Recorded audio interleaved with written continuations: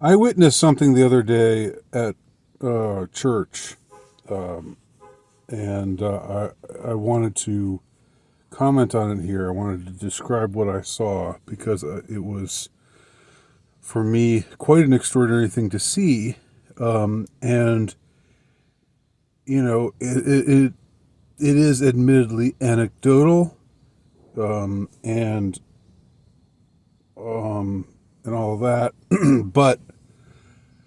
but it's real. It happened. I saw it happen, and it needs to be dealt with. No, you can just say it's anecdotal. You can say we can dismiss this out of hand for reason X or reason Y or reason Z, or you could consider some possibilities of that might shift your the paradigm of your thought. And the kind of thought that I'm talking about here is, of course, the black pilled way of thinking, and even to some extent, the red pilled way of thinking. The black pill, of course, when it comes to dating, says if you're an attractive man, then you're good. But if you are, average or below average in attractiveness, then it's over for you. Nobody's going to want you. I know I'm simplifying things, but that's basically it. I'm not really misrepresenting anything there. I don't believe. And red pill sort of says the same thing. Says this is the truth about female nature. Women are hypergamous, and they've been, and in modern times they've become even more hypergamous. So here's the way to deal with that. And of course, they say different things. Pickup artists say, "Here's how to make yourself more attractive to women." MGTOW say you should just opt out of this entire dating game because it's all stacked against you if you're a man, and so forth and so on. And I'm not down on manosphere stuff. I'm not anti-manosphere. You should know that about me by now. But what I saw, I am down on black pill thinking just because it seems like not because I think one shouldn't be realistic, but I think that there's just this indulgence in despair, this like this almost smug you know almost sadistic indulgence in one's despair, and like in like a tendency to try to discourage others and spread your if you want to demoralize people, then you're basically doing the enemy's work. You might as well be the enemy. That's the way I see it. So I think there's a way of being truthful without being demoralizing. Demoralization propaganda is one of the biggest tools in the enemy's arsenal. Not just when it comes to dating, but and relationships, and families, and all of that, but to everything, to so many things in so many ways. And so anyway, I'm not going to soapbox about that right now. I use soapbox as a verb. Can I do that? I don't know. I guess I can do what I please around here. So what I saw at church was this. There was this music is somebody's playing is annoying me. Sorry, that's why I keep turning on the AC to try to drown out the noise in this car park here. They introduced a bunch of engaged couples. I had never really seen this before. I don't know if this is a new thing or what it was. But there was a blessing said for a whole bunch, like maybe like if I'm remembering correctly, like between 12 and 14 couples who were engaged and were set to be married within the Catholic Church. And these couples were all sitting in the same spot, and they were singled out. They were called by name and told to stand. And when their names were called, so they all stood, and some of them were clearly kind of, they were smiling awkwardly at the kind of attention that they were getting. Others were just sort of, whatever. This is fine. But then they were called forward to the altar and given a blessing. And so that you had all of these engaged couples surrounding the altar. And I noticed some interesting things about these couples. This was a varied group of people, varying in looks, varying in, shall we say, body types. And what I noticed was that the amongst these people, and they were, like in their 20s and 30s. It wouldn't be like it was, it wouldn't be like 1953 where you call engaged couples up and they're all, between 18 and 22 or something like that. Of course, that's not the norm anymore. But still, these were people on the younger side, and there weren't. It wasn't like you saw, a bunch of what you would expect to see, I suppose, which would be, like guys who are much better looking than the girls, but who are taking what they can get, because women are that hypergamous today. The sort of black pill expectation. The black pill expectation would be actually that women are not, these if there's any marriages going on, it's women, whether they're ugly or average or attractive, and they would be marrying a Chad who's or someone with money, right? That would be what you would expect to see if you had your black pill glasses on. That's what you would expect to see in an event like this. If you saw marriages taking place at all, if you didn't just see, Chads pumping and dumping, women that they find attractive, while average to below average men just get ignored. But what I saw, and I don't, I'm not comfortable talking about people's looks in an unkind way, and I don't mean to come across like that. But I mean, we have to be realistic. We can talk realistically. And what I saw were, if there was a girl who was like let's just say a girl who was around a 4, okay, then the guy that she was with, that she was engaged to, was also around a 4, all right, and then if conversely, if there was like a girl who was like a 7, then the guy she was with was like around a 7. It seemed to me there wasn't any great disparity, looks wise, between the couples, and the ones who were a little bit overweight were with men who were also a little bit overweight.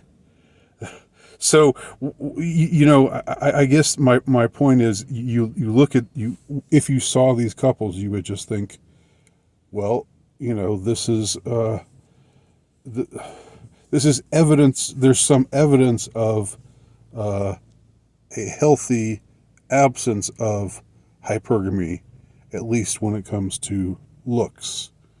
Now, I don't know extenuating circumstances. I don't know how many of the women are single mothers.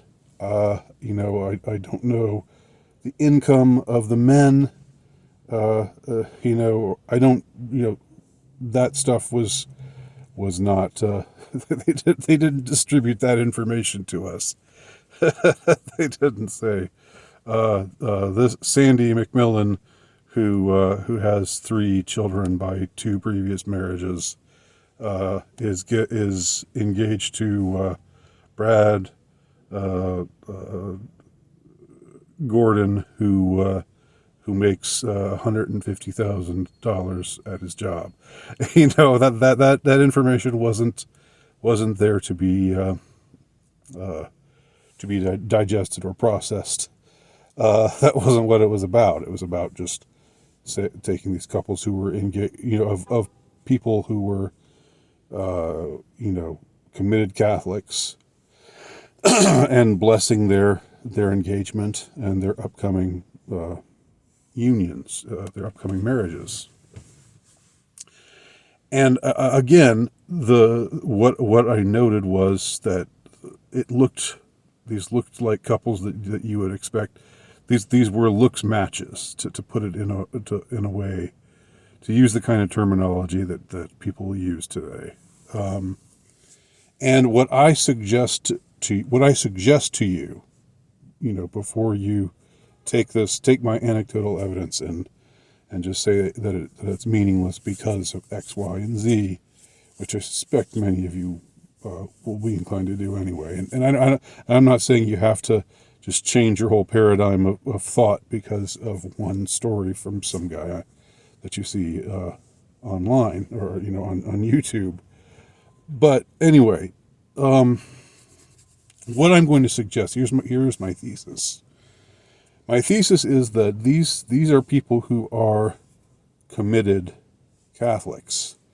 And I don't think it matters so much that they're Catholic, so much as that they are religious and that they are committed to their faith.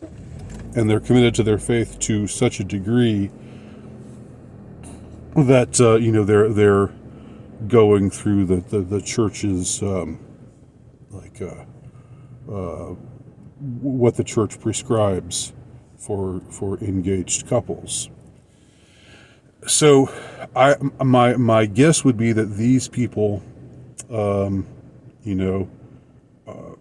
put their faith, hold their faith to be important, and therefore, are less likely to just want to date around and to have casual acquaintances, casual encounters, see sex as something that belongs within marriage, and with children as an ultimate goal. Children, of course, being born within wedlock as the ideal.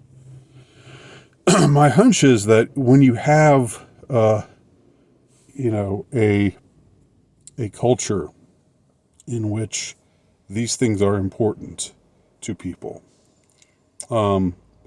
then you're going to find less crassness, generally speaking, from both the men and the women. You're going to find fewer men who are just out there, to screw around, to try to sleep with everybody that they find attractive, and then leave her behind for the next one. Just rack up a notch count, and you're going to find fewer women who are like, I wonder how much he makes, or refusing to even consider anyone who might be their looks match, because they have this skewed idea of what they deserve or what they're entitled to. That kind of out of control hypergamy, what I've called malignant hypergamy. That within a faith-centered cultural setting, those kinds of those kinds of crass behaviors tend to be less less likely to occur. Are there people like that within the church who are hypocrites? Of course there are. Of course there are, and there always have been. There always will be. That's a given, and I'm not denying that. But I think when within a culture it is actually important, and when you have these standards being applied within a culture, then you're likely to see this kind of scenario or this kind of outcome. My hunch would be, if because there's not many places in the West where you have a culture where faith is like the center of everything. But my hunch would be that if you went to Utah or some other place where the LDS Church is very powerful, it's a very powerful force within the culture. You'll find women marrying young more often, and not thinking I've got to find the most eligible bachelor with who looks who has 6-pack abs and makes at least 500,000 a year, that kind of stuff. Those kinds of things don't happen. Just like just as you wouldn't find as many guys out playing the field, because they would be actively disciplined for that kind of behavior within the church, and the church upholds these ideals and takes them seriously.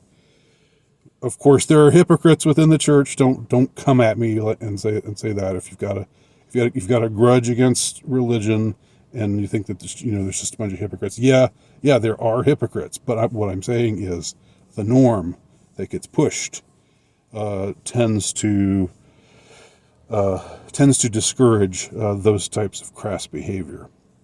So I'm going to suggest that what I saw the other day, that it was a self-selecting group of people who were committed Catholics, and maybe did like were in Catholic singles groups or whatever, and that's how they met their or I don't know, they met the man or woman that they're engaged to in these various kinds of ways, or in these various kinds of settings where faith was the important thing, where faith was held to be important, and not only what was it important to have faith, but also to apply the morals that come of the faith that you hold, and those morals as they apply to things like sex and marriage. So I guess my overall point would be that faith is the answer, religion is the answer, and secular people who are more secular minded, there's less of a reason for them to people who aren't religious, who maybe don't believe in God or don't think that prohibitions against fornication are just so archaic and so embarrassing and what have you. People like that, they're going to be less likely to have their baser instincts restrained. But people like the ones that I saw the other day are going to be more likely to be to just try to find a man or a woman who is suitable for them, who they love, who they can love, who they think will make them happy, and who they think they can make happy, and who they can grow together in faith, and have children with, and all those more wholesome things. So that's just a thought. Now, come at me, I guess, if you want, with how my anecdotal story means nothing or whatever, but I think it's at least food for thought, and I appreciate everybody watching, and please leave your comments below. Thank you.